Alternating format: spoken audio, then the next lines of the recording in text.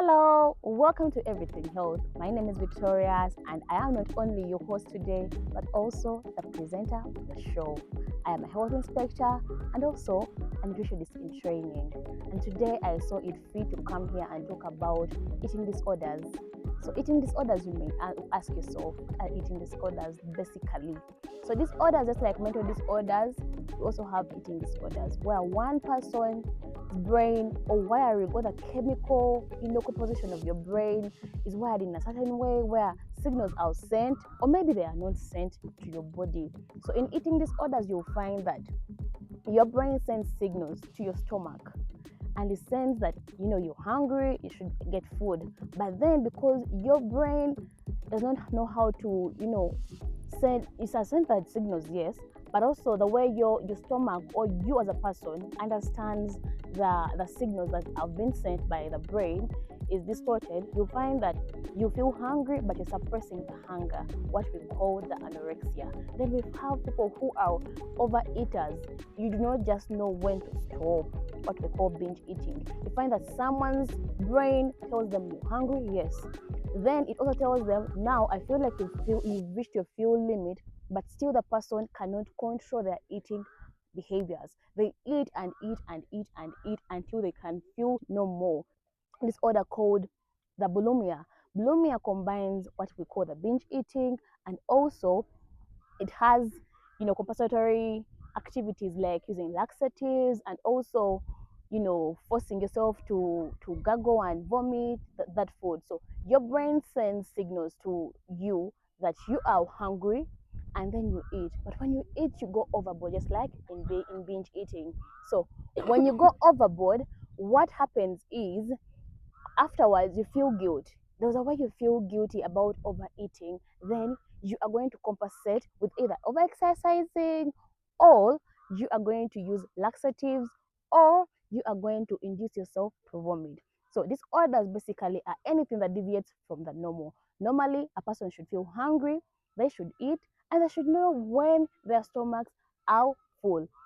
But when one person has a disorder, they are unable to know what their limits are, either in anger or satiety. So today I wanted to talk about binge eating.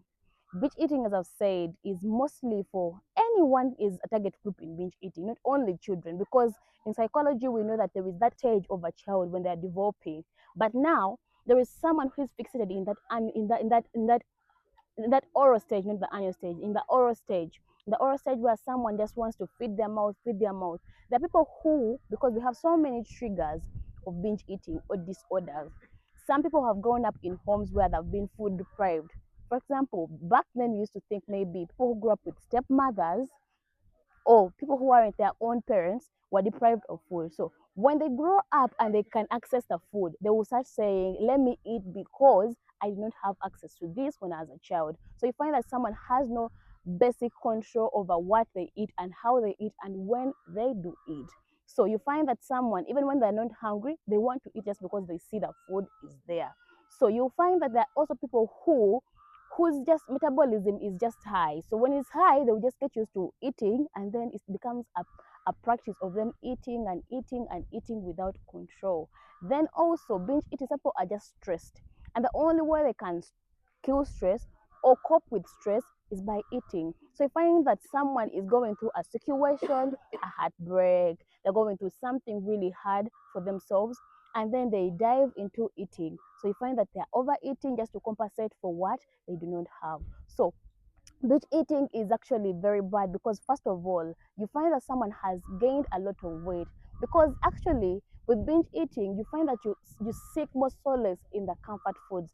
Comfort foods, what do I mean? Things that are high in sugar, things that are high in fats. So you find that someone is actually taking a lot of things that have a lot of sugars and a lot of fats, and we know that things that have a lot of sugars, got me right, sugar is not bad, but anything in the highest amount is always bad for the body. So when you take a lot of sugars into your body, they are going to be converted into fats, what we call the glycerol. They're going to be converted. So you find that you have a lot of fat that is built up in your adipose tissues that later on is going to surround your heart and your other organs, and then you find that you are having hypertension, you have type 2 diabetes because of the insulin reduction in the absorption of in the body, or the way insulin is produced in your body, then you'll find that also someone is obese because you have excess fats in your body. So binge eating actually has very many demerits. And you ask, how can we really fight binge eating, or how can we prevent binge eating? How do we help people who are binge eating?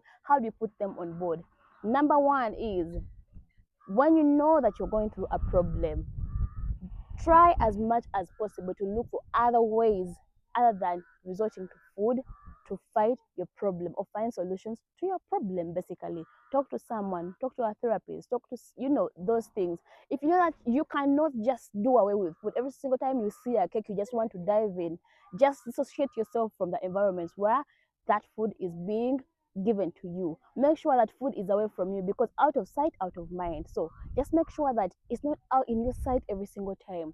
That way we are preventing over binge eating, because every just telling your mind that there is no food, and then because you won't die if you don't have the food. Then also make sure that you seek help. Do not hide your situation. So make sure that you seek help, professional help, from counselors, from nutritionists, from doctors. Seek as much help as you can so that you fight binge eating. So most of people will wonder, how do I know that I'm overeating? So the normal eating is, you should be eating breakfast, and also you should know when to stop. When feeling full, you should know when to stop.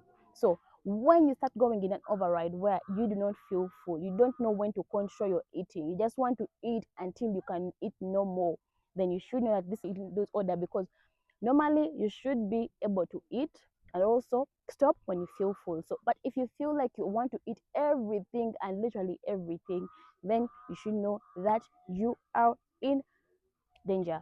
So please do reach out to a nutritionist or the nearest health facility or a psychotherapist to help you with all those disorders.